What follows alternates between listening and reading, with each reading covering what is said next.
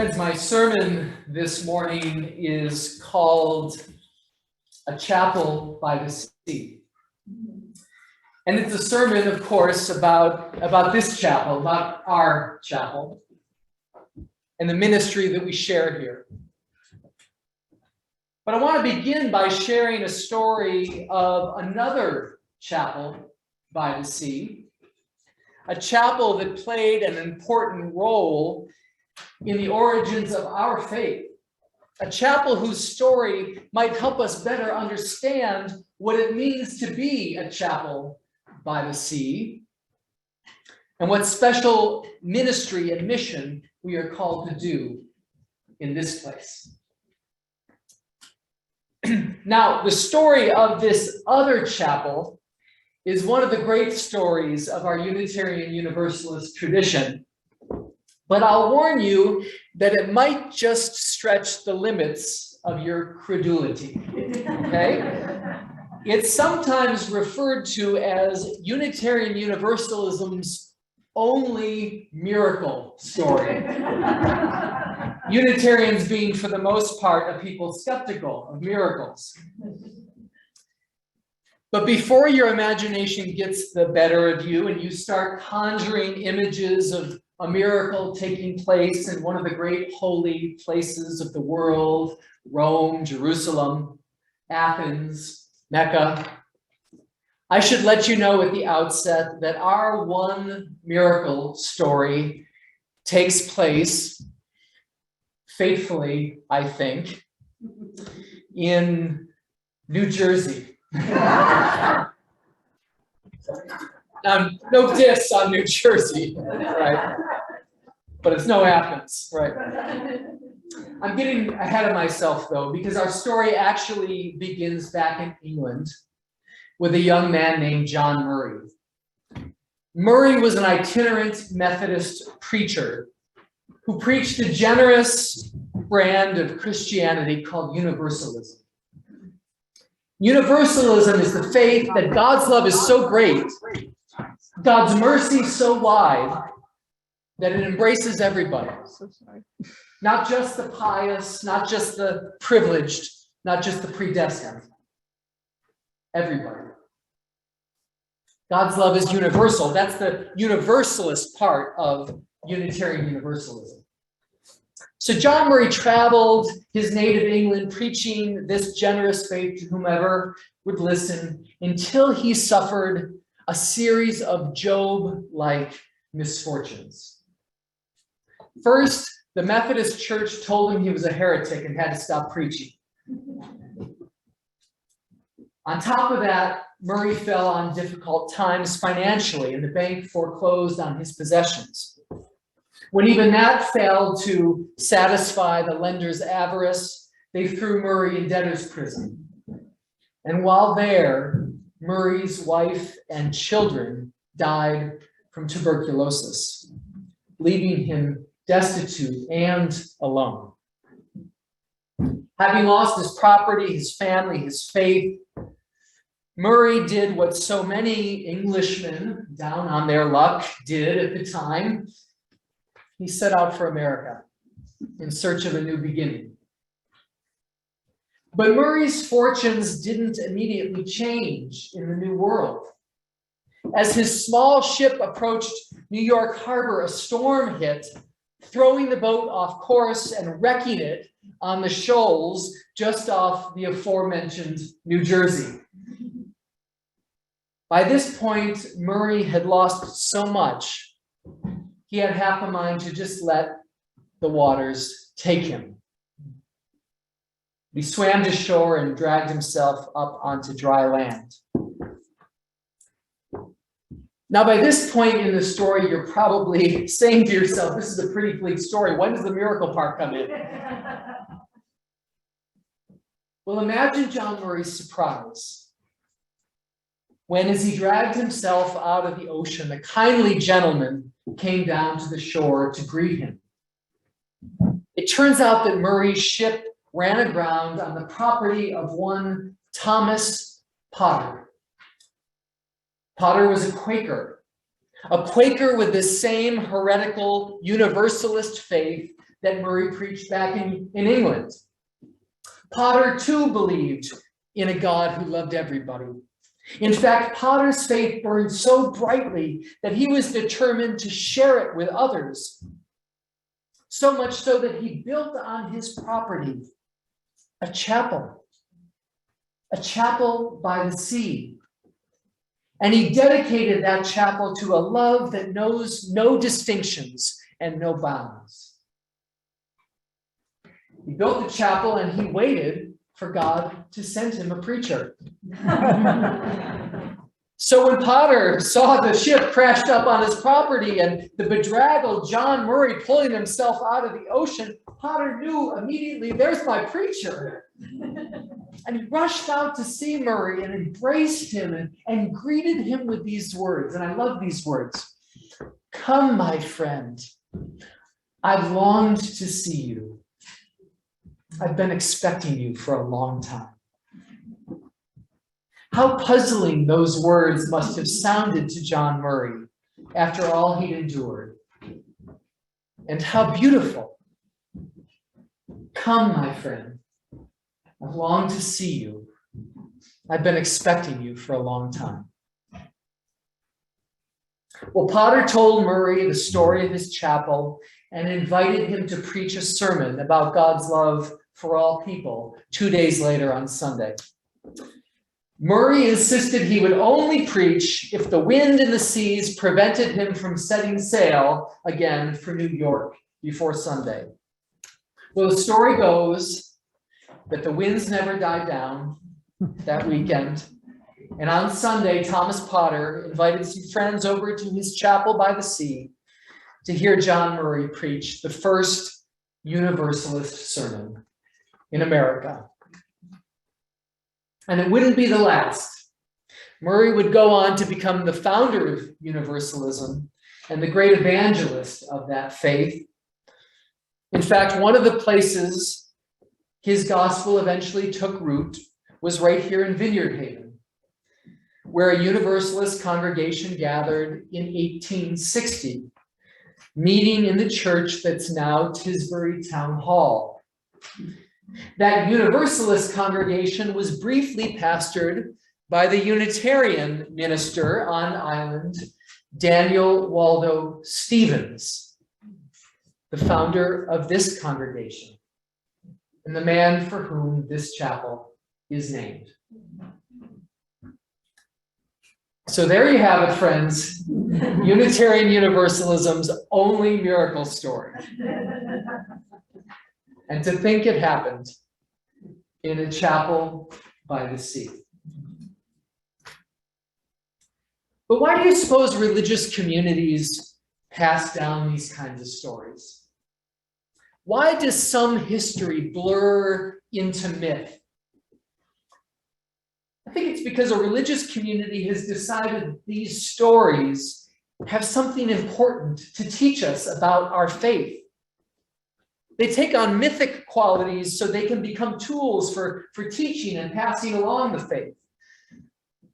And if that's the case, then what lesson did our ancestors hope to convey with this story? What might it teach us about our chapel by the sea? Well, if I were a preacher, I might say that there are a lot of John Murrays out there. In fact, in one sense, we're all John Murray. We've all been tossed about on the rough seas of life. We've all endured tempests and struggles. Maybe we've even lost our faith a time or two. It's kind of like the biblical story of Jonah and the whale, right? We've all done our time in the belly of the whale of misfortune. And then eventually that whale spits us back up on shore again. And then we've got to piece our lives back together again. Here on the Vineyard, sometimes talk about wash ashores. But I think we're all spiritual wash ashores. in this sense, at least. John Murray was a wash ashore. Jonah was a wash ashore. And so are we, tempest-tossed, always trying to get our lives back on solid ground again. And if we're lucky, there's someone waiting for us when we wash ashore. Someone like Thomas Potter, who offers a helping hand and welcomes us like a long-lost friend. Come, my friend. I've been expecting you. I've longed to see you. You know, I believe this story invites us to think of ourselves as Thomas Potter, too. Because even as each of us is sometimes the wash ashore, we are also that person standing at the water's edge, ready to help pull someone out of the turbulent waters. That's especially true for those of us who, like Thomas Potter, happen to be stewards of our own chapel by the sea. How can we be a safe haven, a port in the storm for the folks who wash up on the front steps of our little chapel? You know, I've been rereading this week Sarah Shepard's excellent history of the origins of our congregation. And I'm struck between the similarity between our story and the story of Murray and Potter. As many of you know, our congregation began as a mission to sailors, to seamen who spent their lives on the high seas and who sometimes sought refuge in the calm waters of Vineyard Haven Harbor. To these sailors, the Reverend Daniel Waldo Stevens offered newspapers from up and down the Atlantic seaboard so they could keep up on news and check out the weather. He offered nautical charts, free, fresh water for their barrels, books and magazines to help pass the long hours at sea or in port. And of course, he offered them a chapel where they could pray and rest and worship. And the notice on the wall of that chapel read, and I quote, "Free seats, free gospel, no contribution boxes," I'm not sure about that one, "no respect to persons on account of dress, color, or religious opinions. The word of God is not bound to any sect, party, or nation." End quote. Sounds about right to me. Sounds about right. And you know what? Reverend Stevens didn't even wait for those sailors to wash ashore. He bought himself a little boat.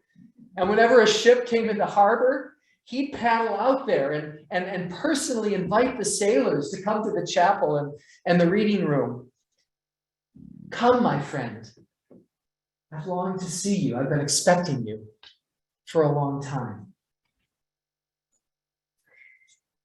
Now, there were a couple of other details that caught my eye when I reread Sarah's history. I noted, for instance, that in 1872, Vineyard Haven suffered an epidemic of scarlet fever, or perhaps smallpox. People were forced to quarantine in their homes, and the chapel closed its doors for 3 weeks. And under the heading of "the more things change, the more they stay the same," I learned that soon after that 1872 epidemic, the chapel invested in some new state-of-the-art AV equipment. Seriously.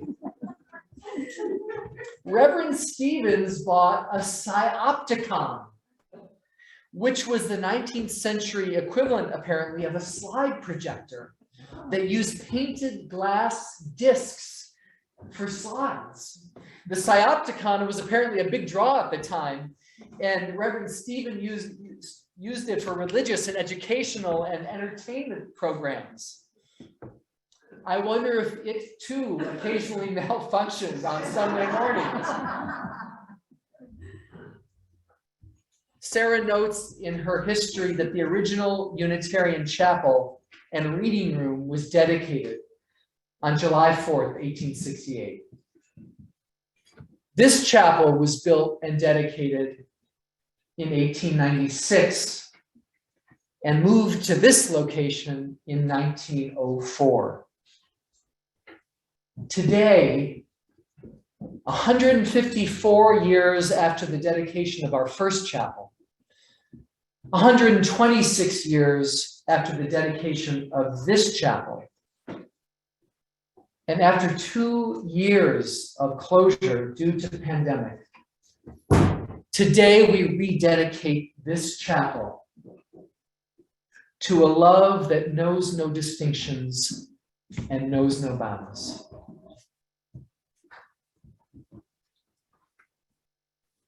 You see, friends, I still believe that miracles can happen in a chapel by the sea. And I'm not talking about anything supernatural. I'm talking about human miracles. The miracle of human kindness. The miracle of human care and solidarity. The miracle that happens when folks who've been battered by life's tempests wash ashore on the steps of a church and are fortunate enough to be greeted with words like, "Welcome, friend. I've longed to see you. I've been expecting you for a long time." Amen. Amen.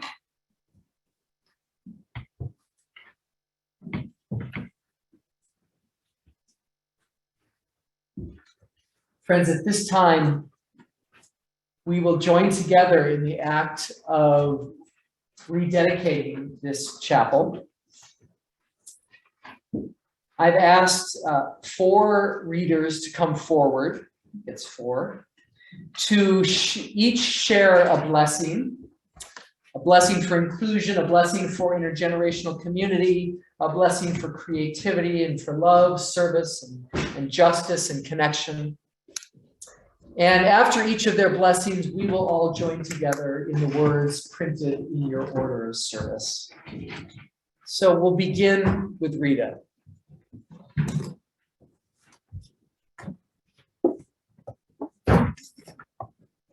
Thank you, Rob. This is a blessing for inclusion. Nice and loud. Can you hear me? Nice and loud. Nice and loud. Nice. Yeah. Bless this chapel and one another with our intention for inclusion. May this chapel, for all of us, for those who have passed, those who are here, and those who are yet to come, a place where we embrace and celebrate diversity in all of its forms. May open-hearted hospitality be our passion and our custom. And may we cherish this building as a place where each of us has the opportunity to be heard, to be understood, and to be accepted. Please join me. We rededicate this chapel as a place of peace, love, and justice.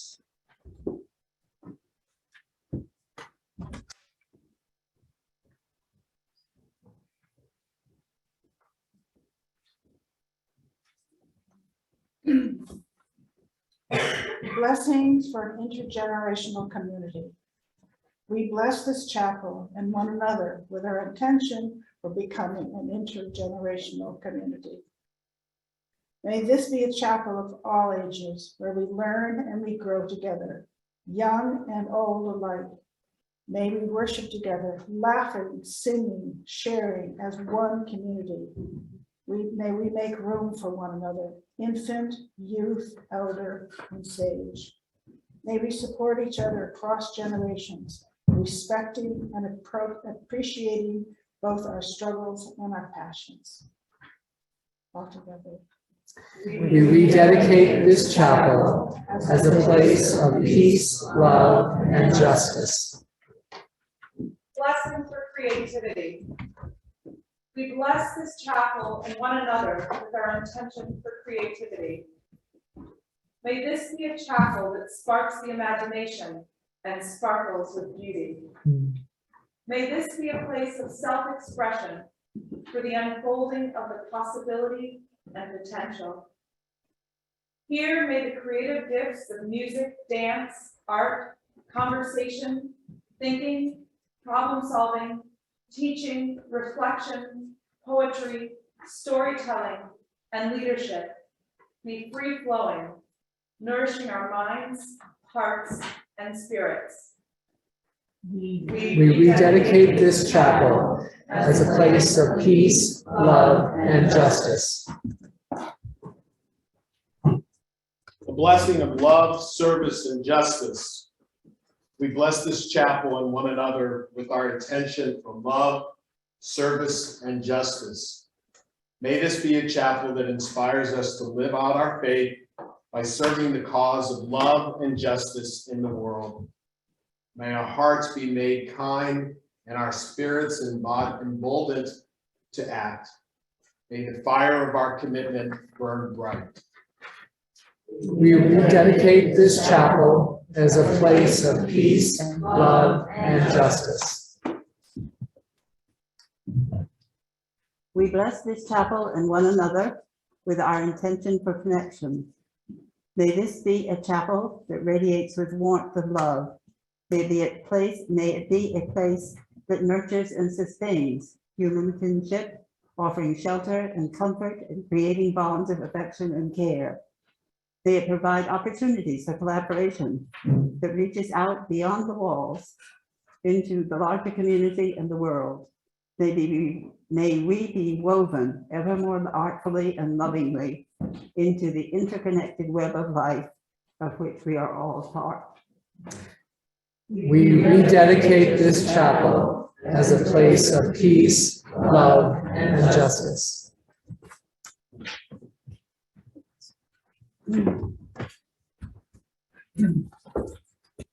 Now, friends, let us celebrate this future that we have envisioned together by joining together in our closing hymn, which you will find in your teal hymnal. Which number is it? 1018. Thank you. 1018. This is a rockin' and rollin' hymn. I invite you to stand as you are able and to join with us and sing all four verses.